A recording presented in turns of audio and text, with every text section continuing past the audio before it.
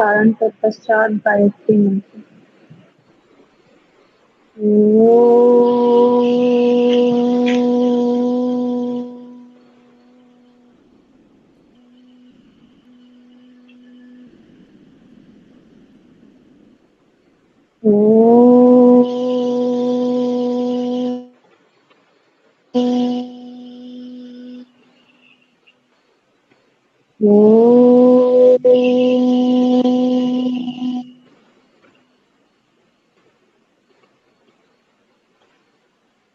ॐ भूर्भुवः स्वः तत्सवितुर्वरेण्यं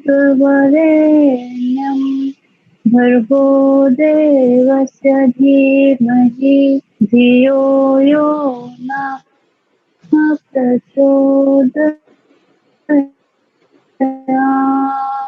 ओम शांति शांति शांति। अपने दोनों हाथ में हथेलियों को रफ करेंगे और अपने आंखों में लेके जाएंगे और स्माइल के साथ अपनी आंखें खोलेंगे। ठीक है, चलिए भाई। तो कल मैंने आप लोगों को कुछ होमवर्क दिया था, याद है होमवर्क?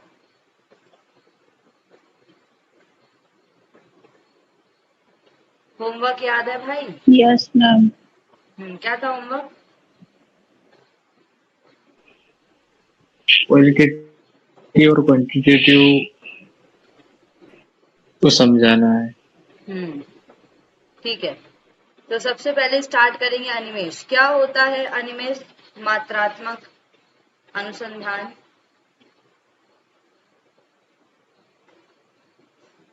बताइए।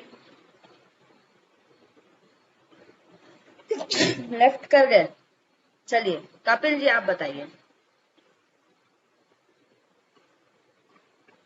क्या होता है मात्रात्मक? मात्रात्मक में ये स्वभाव से निगमन का रूप होता है और इसमें सिद्धांत पहले से निर्धारित होते हैं और यह शोध आंकड़ों के आधारित पर होता है। अच्छा। और किसी प्रकार के इसमें भाव और वो अप्रत्यक्ष रूप से होता है, मतलब ये बिना किसी भेदभाव से रहित होता है। ठीक है, मात्रात्मक से सिमिलर रिसर्च कौन कौन सी है?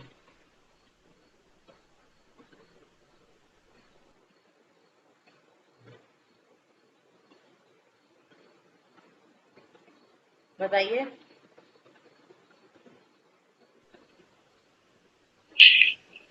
बताओ भाई। परिमाणात्मक अनुसंधान। परिणामात्मक। और कौन सी है?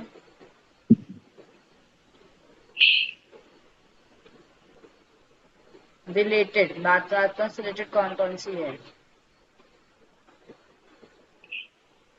नहीं पता है। नहीं पता। ठीक है, बताइए मुझे मात्रात्मक से रिलेटेड कौन कौन सी आएगी भाई? मैम सर्वे हो गया, ऑब्जर्वेशन हो गया। ये किससे रिलेटेड है? मात्रात्मक। और मैंने आप लोगों को कल 2 रिसर्च बताई थी ना, जो बहुत इंपॉर्टेंट है। मैंने जी बोला था इससे क्वेश्चन आ सकता है आपका। कौन सी थी वो?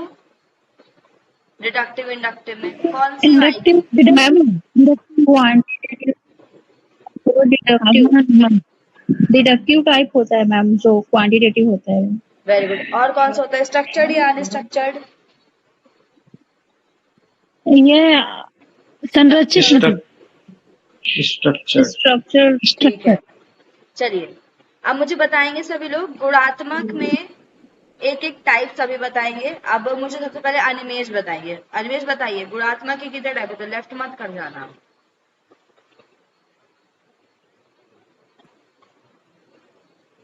बताओ भाई। अनिमेष, आवाज आ रही है मेरी? हाँ, 4 प्रकार के। कौन कौन से हैं?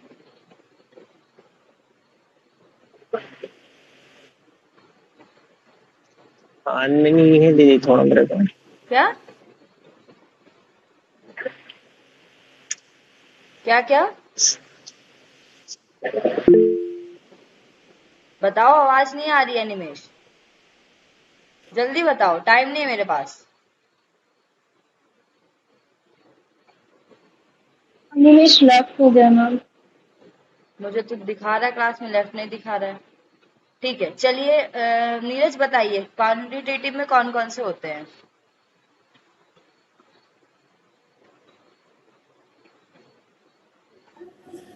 मैम बताइए। क्वालिटेटिव रिसर्च में हम्म 8 टाइप के होते हैं।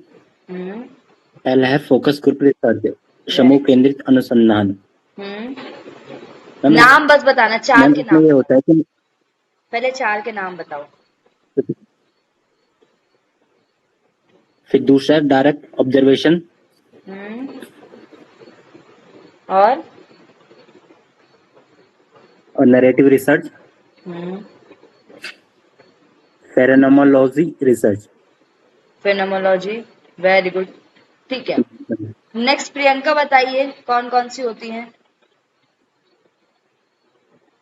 मैम इसमें एक होता है फोकस ग्रुप रिसर्च, और एक वो होता है एथनोग्राफी। आपने जो इम्पोर्टेंट बताया था कि नरजातीय जो उसका रिसर्च करना रहता है, वेरी गुड। वो सबसे इम्पोर्टेंट है। और एक केस स्टडी है रिसर्च, और एक ये नैरेटिंग रिसर्च हो गया जिसमें कथात्मक होता है।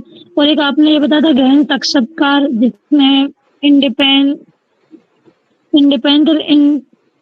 इंटरव्यू होता है, मतलब सामने से इंटरव्यू होता है किसी भी एक उसके लिए, ठीक है, मतलब और इंटरव्यू होता है ना, उसका है। ओके और मतलब एक घटना अनुसंधान भी होता है। घटना किसी मतलब पार्टिकुलर किसी एक जगह घटना पर होता है कोई, तो उसका अपन बाढ़ आती है तो उस जगह का। Very good. चलिए नेक्स्ट बताएंगे मुझे प्रियंका, सॉरी रितिका। रितिका बताइए। मैम ग्राउंडेड थ्योरी, वैसे मैंने क्लास कल छोड़ दी थी बीच में, तो मुझे जितनी याद है उतनी बता देती हूँ। मैं केस स्टडी से आई थी। Hmm case study and grounded theory. तो और ग्राउंडेड थ्योरी में हम बेस लेवल पे जाके चेक करते हैं, ग्राउंड लेवल पे जाके चेक करते हैं। और केस स्टडी में पुराना डाटा को भी हम रीस्टडी कर सकते हैं। और जो भी अभी तक चीजें हुई हैं उनको हम रीस्टडी करते हैं, उनके बेसिस पे रिसर्च करते हैं। ग्राउंडेड में बेस लेवल पे जाके जो भी डाटा कलेक्ट होता है उसके बेसिस पे स्टडी करते हैं। ठीक है, very good. Next it's Sangeeta kind of role बताइए। प्ले, आपने एग्जांपल दिया था। वेरी गुड, संगीता बताइए। मैम क्वालिटेटिव में 8 टाइप के हैं। First focus group research, direct observation, in depth interview, narrative research, phenomenological है, इथनोग्राफी है, केस स्टडी और ग्राउंडेड थ्योरी। वेरी गुड, चलिए ठीक है, मतलब आप सभी पढ़ के आए, मुझे अच्छा लगा। अनिमेश आप फिर से आंसर नहीं दिए, आप पढ़ के आइए, ठीक है। चलिए आज मैं नेक्स्ट आपकी क्लास लेती हूँ। नेक्स्ट हम पढ़ेंगे, एक सेकेंड को स्लाइड, ये बहुत इंपॉर्टेंट रिसर्च है जो आज हम पढ़ने जा रहे हैं, दैट इज एक्सपेरिमेंटल रिसर्च, ठीक है, या प्रयोगात्मक शोध भी इसे बोला जाता है, ठीक है। एक सेकेंड को अब हम बात करते हैं, ये बहुत इंपॉर्टेंट है क्योंकि इसको आप जनरली योग में हो तो सबसे ज्यादा लोग या तो एक्सपेरिमेंटल रिसर्च करते हैं या तो डिस्क्रिप्टिव करते हैं, ठीक है। तो एक्सपेरिमेंटल जानना बहुत जरूरी है कि ये है क्या। Experimental research is design to establish causal relationship. Causal मतलब जिसमें कारण और कार्य सिद्धांत हो। एक चीज है कॉज, तो उसका इफेक्ट क्या होगा। जैसे कि मैं आपसे बोलूं कि आप रास्ते में जा रहे हैं, वहां पर कीचड़ है, तो आप क्या बताओगे, रात को क्या हुई थी, बारिश। बारिश, ठीक है। अब बारिश होगी आगे, तो हम उसका प्रेडिक्शन कैसे करेंगे, हम आसमान देखेंगे कि अब बारिश हो सकती है। तो एक्सपेरिमेंटल रिसर्च क्या होता है, कारण और उसके इफेक्ट मतलब प्रभाव के बारे में रिलेशनशिप है, इसलिए इसको हम कॉजल रिलेशनशिप भी बोलते हैं या कॉजल रिसर्च भी बोलते हैं, ठीक है। सॉरी, अब आता है next, it is a cause and effect finding sir, जैसे मैंने आपको बताया।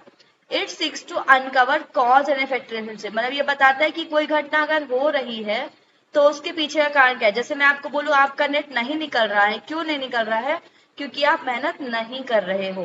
तो आपका कॉज एंड इफेक्ट पता चल रहा है, ठीक है। Researcher develop one or more hypothesis to state the nature of expected relationship। अब व्यक्ति दो वेरिएबल, इसमें एक चीज बताऊंगी आपको कि इसमें रिलेशनशिप देखते हैं हम दो वेरिएबल के बीच में, इसमें हम रिजल्ट पे जाते हैं, जबकि कोरिलेशन में किस पे जाते हैं? कोरिलेशन में रिजल्ट पे जाते हैं क्या? नहीं मैम, उसमें केवल उसमें अपने को रिलेशनशिप पता देखते हैं। इसमें देखते हैं कि हमारा एक्सपेक्टेड आउटकम क्या है, ऐसा रिलेशनशिप इनमें देखा जाता है। किनके बीच में? वेरिएबल्स के बीच में। तो इसके अंतर्गत आपके दो वेरिएबल होते हैं। एक्सपेरिमेंटल स्टडी में दो इंपॉर्टेंट चीज आपको याद रखनी। पहली बात तो इसमें दो वेरिएबल होंगे और दो ग्रुप भी होंगे। दो वेरिएबल होते हैं आपके इंडिपेंडेंट और डिपेंडेंट, जिसको हम स्वतंत्र या फिर आश्रित चर बोलते हैं। इंडिपेंडेंट को हम स्वतंत्र बोलते हैं और डिपेंडेंट को आश्रित चर बोलते हैं। वेरिएबल मतलब होता है चर। तो एक्सपेरिमेंटल रिसर्च में दो वेरिएबल होते हैं, कौन से? स्वतंत्र चर और आश्रित चर। Very good, independent and dependent variable होते हैं। अब इसमें दो ग्रुप होते हैं, ठीक है, दो ग्रुप, जिनमें हम एक ऐसा ग्रुप होता है जिसपे हम स्टडी करते हैं और एक ग्रुप ऐसा होता है जिसको एज इट इज अपनी लाइफस्टाइल फॉलो करने को बोला जाता है। तो कौन से होते हैं? सबसे पहला जो ग्रुप होता है एक्सपेरिमेंटल ग्रुप। इसको एक्सपेरिमेंटल क्यों बोलते हैं? क्योंकि इसको कोई भी एक्सपेरिमेंट दिया जाता है। जैसे मैं योग के बारे में देखूं कि योग करने से या भ्रामरी प्राणायाम करने से आपकी मेमोरी पर कितना प्रभाव पड़ा, तो मैं किनको कराऊंगी? मैं दो ग्रुप में बांट दूंगी, जिसमें से मैं 30 लोगों को करवाती हूँ भ्रामरी प्राणायाम, फिर उनका कंसंट्रेशन देखती हूँ, और 30 लोग ऐसे जिनको मैं कुछ भी नहीं कराती और फिर उनका कंसंट्रेशन लेवल देखती हूँ। तो एक्सपेरिमेंटल ग्रुप वो ग्रुप होता है, group receiving treatment is the experiment group, जो ट्रीटमेंट रिसीव करता है। जैसे मैंने योग करवाया तो योग एक ट्रीटमेंट है। अगर यहीं पर मैं कोई मेडिसिन दे रही हूँ तो वो एक ट्रीटमेंट हो गया कि हम मेडिसिन एक को दे रहे हैं, एक को नहीं दे रहे हैं, ठीक है। जैसे कि student of the class being taught with new teaching method. मान लो एक क्लास में 30 बच्चे हैं, ठीक है, जिसमें से 15 बच्चों को तो नया टीचिंग मेथड कराया जा रहा है, बाकी जो 15 है उनको एज यूजुअल जो पुराना चल रहा था वही चलाया जाता है। फिर देखते हैं कि कैसे किस तरीके से दोनों में चेंजेस आते हैं। तो student of the class being taught with new teaching method, a group of patient being administered a new medicine, ठीक है, ये ऐसा ग्रुप जिसको हम नई मेडिसिन का उपयोग करवाते हैं। दूसरा होता है कंट्रोल। कंट्रोल मतलब हमने उनको कंट्रोल में रखा है, उनको कोई ट्रीटमेंट नहीं दे रहे हैं, ठीक है। कंट्रोल में रखा इसका मतलब नहीं कि तुम कुछ करो या ना करो, वो अपनी जिंदगी जी सकते हैं, वो जैसे डेली लाइफ जीते वैसे जिएंगे, बट उनमें कोई किसी तरीके के हम चेंजेस नहीं कर रहे, इसलिए उसको हम कंट्रोल ग्रुप बोलते हैं, ठीक है। तो ये ग्रुप ऐसा ग्रुप होता है जो किसी भी प्रकार का ट्रीटमेंट रिसीव नहीं करता है, ठीक है। अब आता है example that student and control group being taught with the same conventional method, मतलब इनको वही मेथड पढ़ाया जा रहा है, इसमें कोई चेंजेस नहीं किया गया है, ठीक है। तो दो ग्रुप समझ में आए कौन से? एक तो आपके एक्सपेरिमेंट ग्रुप, एक होता है कंट्रोल ग्रुप। समझ में आया? दो ग्रुप समझ में आया भाई? कंट्रोल एक बार मैम ये दोनों किसमें मतलब स्वतंत्र आश्रित में नहीं आएंगे क्या? देखो, ग्रुप अलग है और वेरिएबल अलग है, ठीक है। मान लो मैंने दो वेरिएबल लिए। वेरिएबल मतलब जो चीज वेरी कर सकती है। वेरिएबल क्या है? एक वेरिएबल है आपका योग, ठीक है, दूसरा वेरिएबल है आपका जो व्यक्ति जिनको कंसंट्रेशन की प्रॉब्लम है, जिनका कंसंट्रेशन नहीं हो पाता, तो ऐसे स्टूडेंट, ठीक है। अब मैं किन पे देख रही हूँ कंसंट्रेशन? स्टूडेंट पे देख रही हूँ, ठीक है। तो जो स्टूडेंट होंगे किस पे आधारित है? योग पे आधारित है, मतलब कि जितना ज्यादा मैं प्राणायाम करवाऊंगी उतना ज्यादा उनका कंसंट्रेशन बढ़ेगा। तो यहाँ पर स्टूडेंट जो है वो डिपेंडेंट वेरिएबल है और इंडिपेंडेंट क्या है? योग है। अगर मैं योग ना करवाऊं तो कोई प्रभाव नहीं पड़ेगा, योग करवाओ तो प्रभाव पड़ेगा। तो ये दो क्या है? इंडिपेंडेंट और डिपेंडेंट वेरिएबल। अब हम डिपेंडेंट वेरिएबल जो कि स्टूडेंट है, इनमें से भी दो ग्रुप लेते हैं। एक होता है जिसको योग करवाया जा रहा है, एक है जिसको नहीं करवाया जा रहा। तो जिसको करवाया जा रहा है वो एक्सपेरिमेंट ग्रुप कहलाता है, जिसको नहीं कराया जा रहा वो कंट्रोल ग्रुप कहलाता है। समझ में आया? वेरिएबल और ग्रुप दोनों अलग अलग चीजें होती है। हाँ मैम अब आ गया। ठीक है, चलिए अब हम बात करते हैं next. The experimental research is 3 following characteristics. में 3 चीजें बहुत इंपॉर्टेंट है। अब देखो मैंने अभी आपको बताया ना, योग जो है वो कौन सा वेरिएबल है, इंडिपेंडेंट या डिपेंडेंट? जल्दी बताओ। योगी प्रैक्टिसेस मैम योग के स्वतंत्र है ना? इंडिपेंडेंट। स्वतंत्र चर। इंडिपेंडेंट है। वेरी गुड, ठीक है। अब ये इंडिपेंडेंट है, अगर मैं इसकी मात्रा बढ़ाती हूँ या घटाती हूँ तो मेरे कंसंट्रेशन पर प्रभाव पड़ता है या नहीं पड़ता? पड़ता है मैम। लेकिन अगर मैं इनमें कुछ करती हूँ तो इसमें योग में कोई प्रभाव नहीं पड़ेगा। इसका मतलब हमेशा जो मैनिपुलेशन या चेंजेस होती हैं वो इंडिपेंडेंट वेरिएबल में ही होती हैं। इसमें मैनिपुलेशन करके, इसमें बदलाव करके इसमें प्रभाव देखा जाता है। तो मैनिपुलेशन इंडिपेंडेंट में होता है और इफेक्ट डिपेंडेंट में देखा जाता है। मतलब इसमें बोला जाता है कि हम जिसको चेंज कर सकते हैं वो है इंडिपेंडेंट वेरिएबल।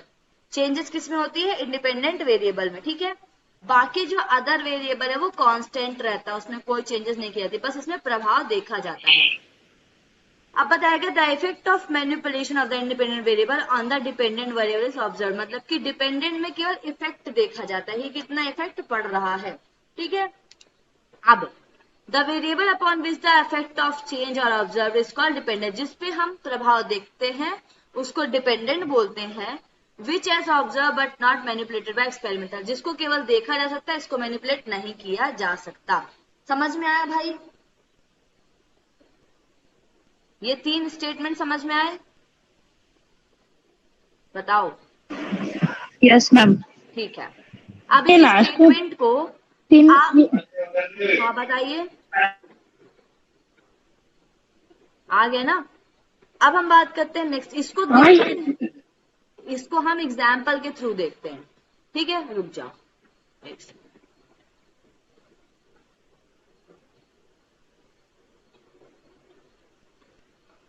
है देखो यहाँ पर आपको 3 गमले दिख रहे हैं ना, 1 2 3 दिख रहे हैं? Yes ma'am. इसके ऊपर क्या लिखा? Independent variable. क्या लिखा? वेरिएबल दैट इज चेंज्ड, जिसमें हम चेंजेस ला सकते हैं। तो हम पेड़ों में पानी डालते हैं, तो पेड़ क्या है हमारे? Dependent variable. पेड़ों की साइज और पानी क्या है? इंडिपेंडेंट। जितना पानी डालोगे, जितना सही टाइम पे डालोगे, उतना पेड़ों की वृद्धि होगी। अब आप देखो 3 अमाउंट में पानी डाला जा रहा है यहाँ पर, ठीक है। पहला आप देखो बहुत बड़ी ड्रॉप, मतलब आप किसी गमले में एक्स्ट्रा पानी डाल देते हो जरूरत से ज्यादा। जैसे जब बारिश होती है तो पेड़ क्या होते हैं? गिरने लगते हैं। आप देखो सेकेंड नंबर वाले में ज्यादा ड्रॉप गिराई जा रही है, तो ये पेड़ क्या हो गया? डिपेंडेंट वेरिएबल में मुरझा गया या टूट गया, ठीक है।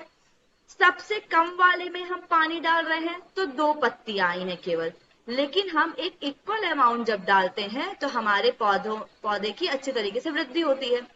तो इसमें यह बताया गया कि हम जिस तरीके से इंडिपेंडेंट वेरिएबल में चेंज करते हैं, मतलब इनमें चेंज करने से इसमें प्रभाव देखा जाता है।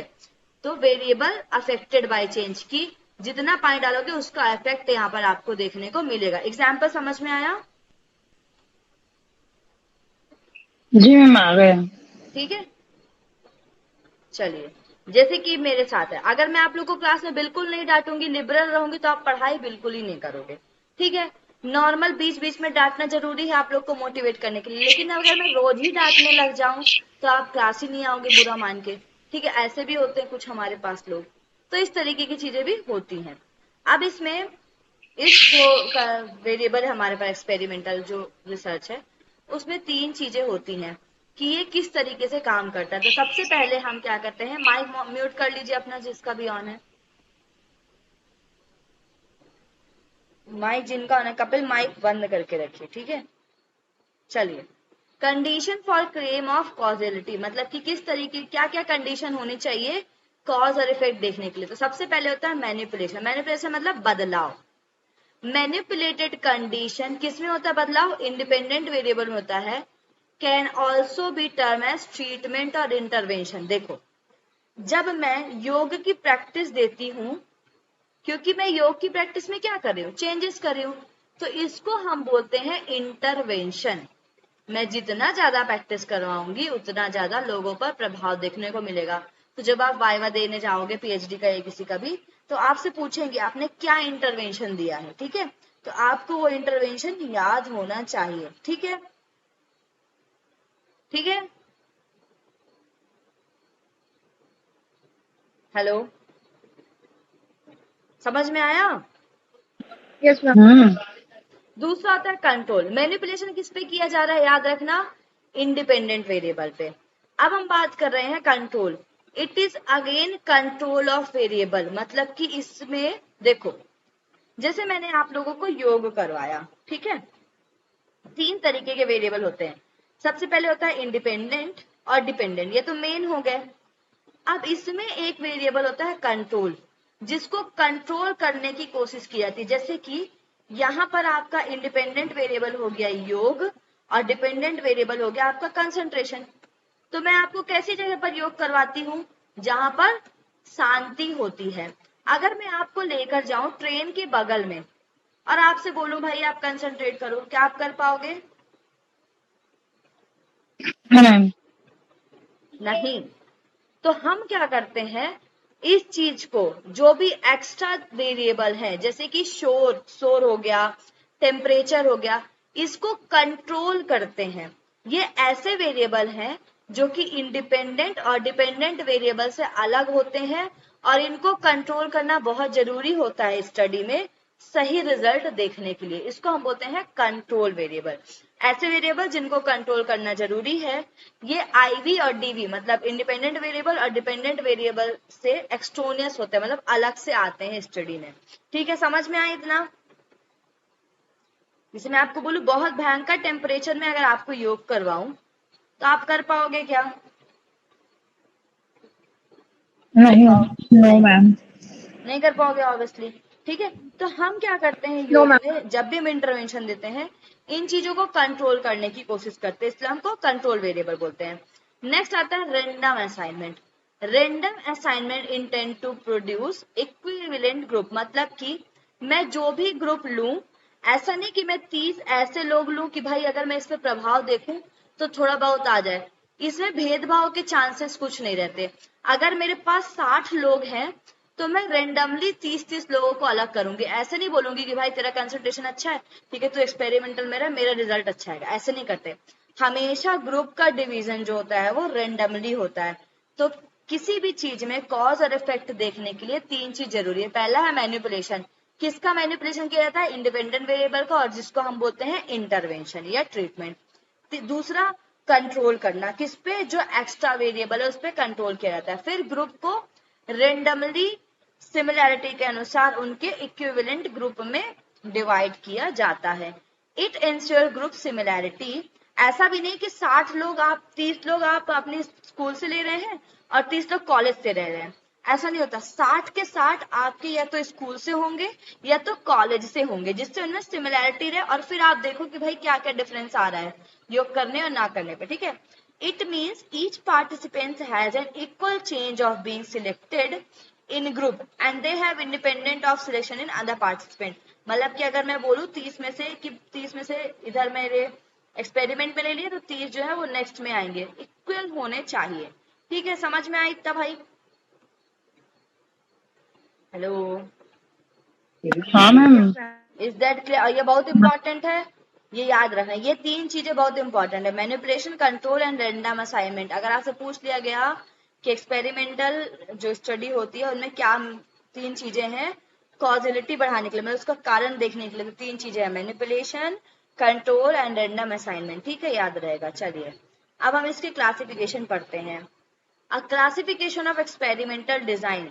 एक्सपेरिमेंटल डिजाइन को 4 तरीके से क्लासिफाई किया गया है, जिनमें से हमारा जो मेन होता है दैट इज ट्रू एक्सपेरिमेंटल, जिसको हम जनरली एक्सपेरिमेंट बोलते हैं।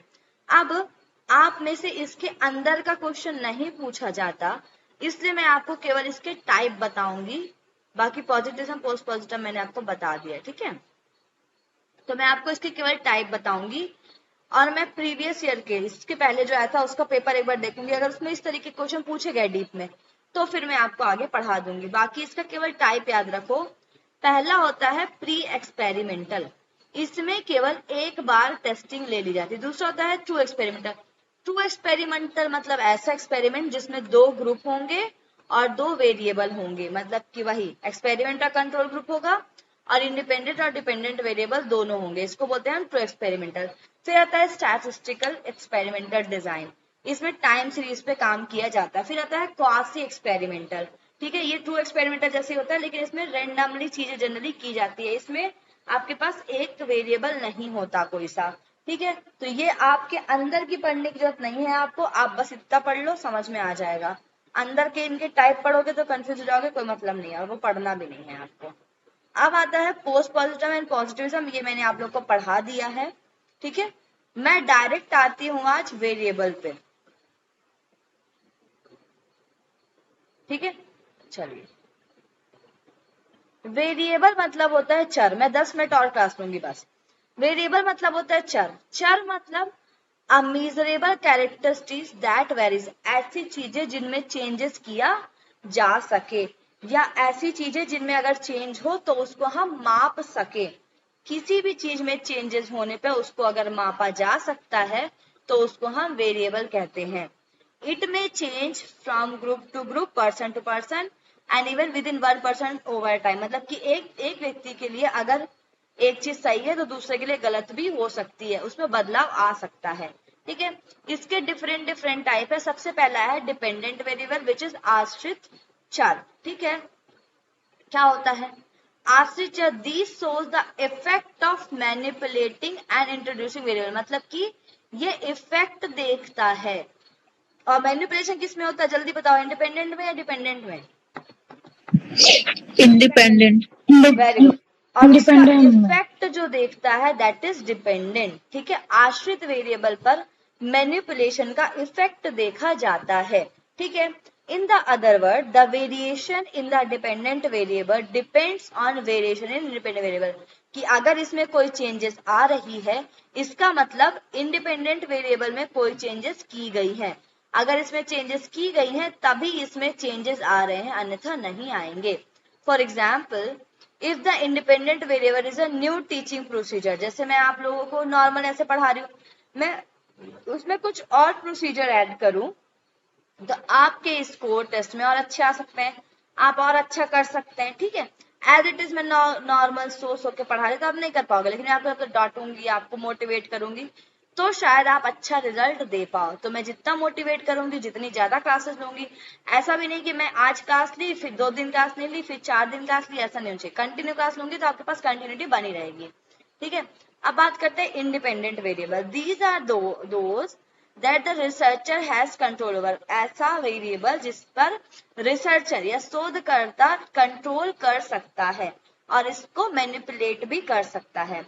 दिस कंट्रोल में इन्वॉल्व मैनिपुलेटिंग एग्जिस्टिंग वेरिएबल, कि इसमें हम चेंजेस भी कर सके, इसको मॉडिफाई भी कर सके और नए वेरिएबल में परिवर्तित कर सके।